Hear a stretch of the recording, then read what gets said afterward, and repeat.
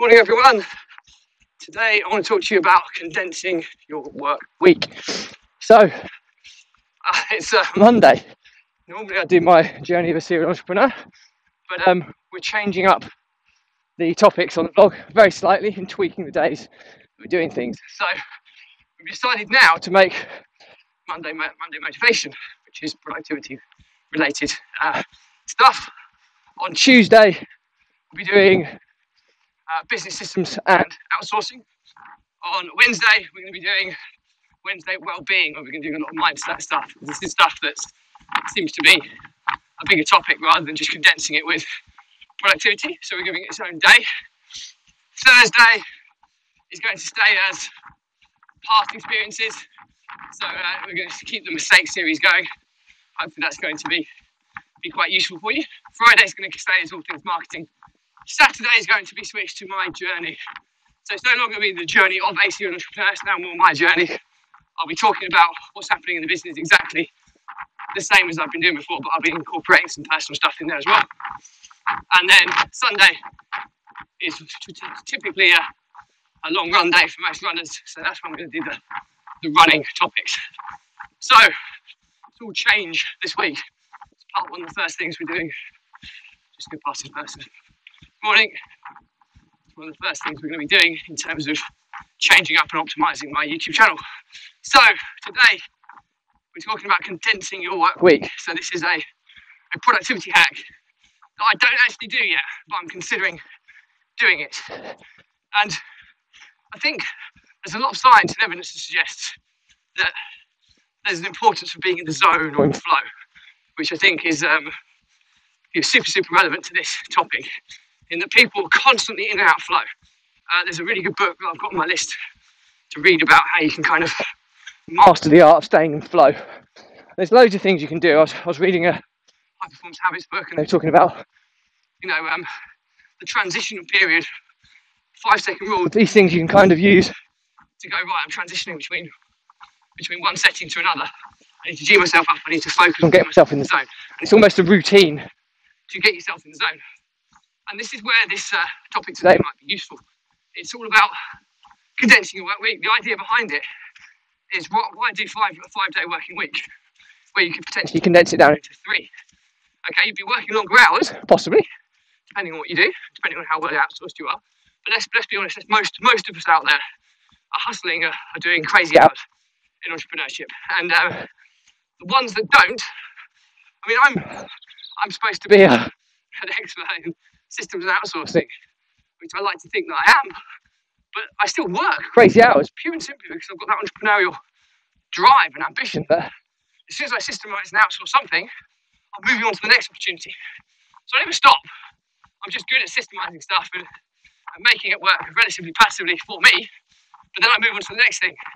So I still do the hours, but I could stop, and that's the difference. And I could have the businesses run independently without me, which is the big point here. But back to the topic of condensing your work week. So why did a 5-day working week where you could cram everything into 3 and do crazy hours for Tuesday to Thursday, say, we have an easy day on a Monday and Friday with your family, so you're almost spending more time doing the things you want to do, but then cramming into the maybe 3 days of a working week. Now it might sound crazy, but it's actually easier staying in flow for less, over a shorter period of time.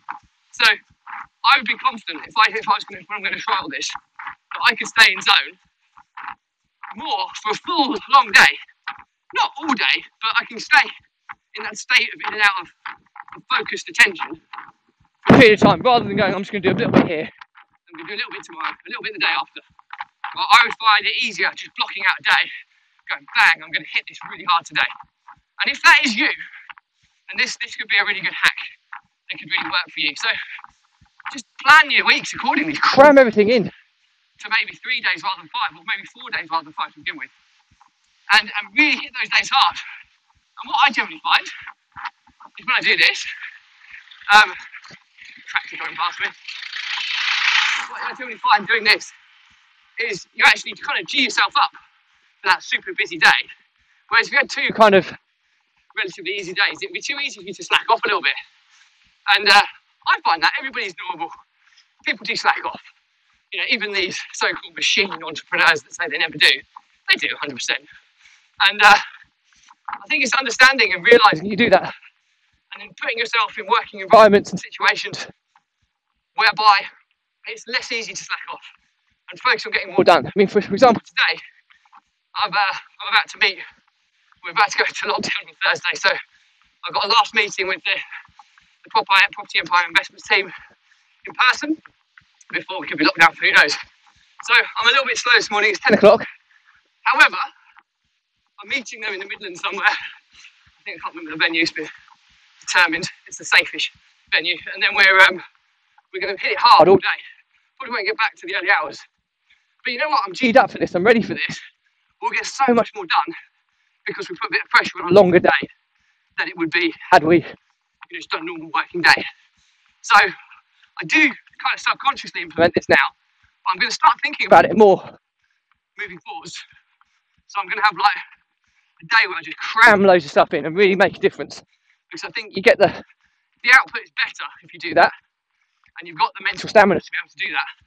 I think it's a really, really good way of getting more done in less time. However, if you are someone who mentally fatigues quite easily, this may not be for you. So I'm talking this, I got this from Gary Vee. I'm listening to Gary Vee, he's all about work, hustle. And there's a huge amount of it that I completely agree with. But there is also some stuff where you have to kind of step back and say, is this the smartest way to work? And I was conscious when I was starting to talk about this because I don't actually actively do it. Subconsciously I do it on occasions, but I do see the logic behind it, and there's evidence that suggests it is a productivity hack, which is why I'm talking about it today. So, it's a relatively short one today, but hopefully that's been useful. So what we're talking about today, if you're someone who has got mental endurance, and the argument is that if you condense your work week down from 5 to maybe 4 days, or 4 days to 3 days, and you hit those days super hard, and you're kind of G'ing yourself up to be in the zone for as much as possible during that shorter period of time of the week, then potentially you can get more done. So it's all about condensing the work week. So have a think about it and see if it's something that's going to help you.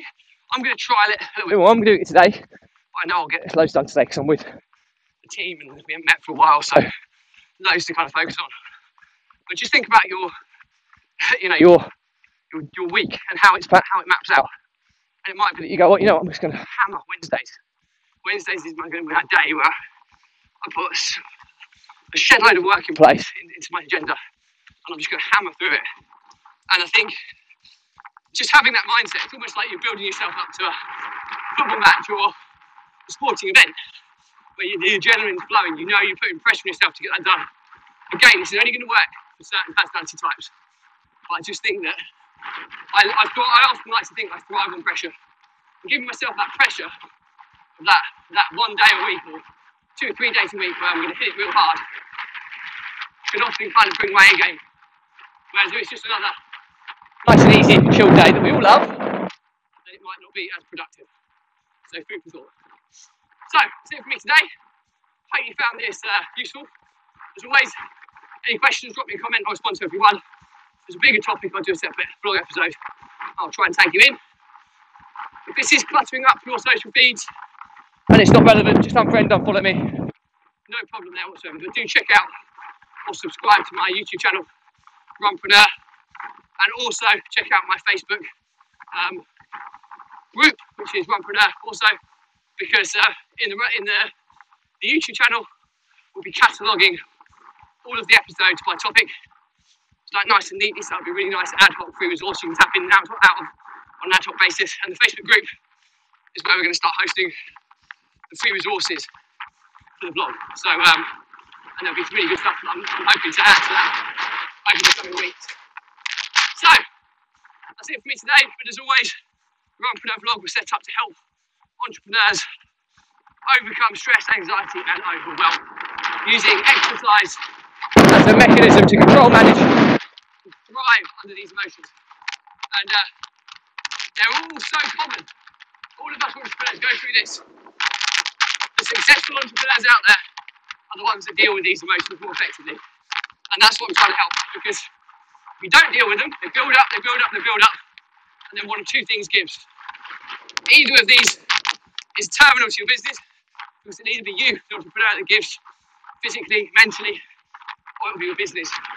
And either or is terminal to the success of your business, and that's a strong reason why only 1 in 10 businesses will succeed. So hopefully, if this blog can just help one of you, then it's entirely worthwhile doing. So my pledge, if you are an entrepreneur who's going through these experiences and you're bottling up, you have no one to talk to, drop me a message. I will make time to speak to you. It will not be a sale, it will not be a pitch. It's going to be completely free help to try and keep you going on that path to success. Morning.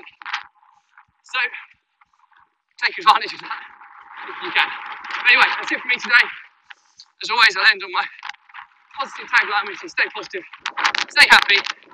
It's so windy, but I will see you again tomorrow. Bye.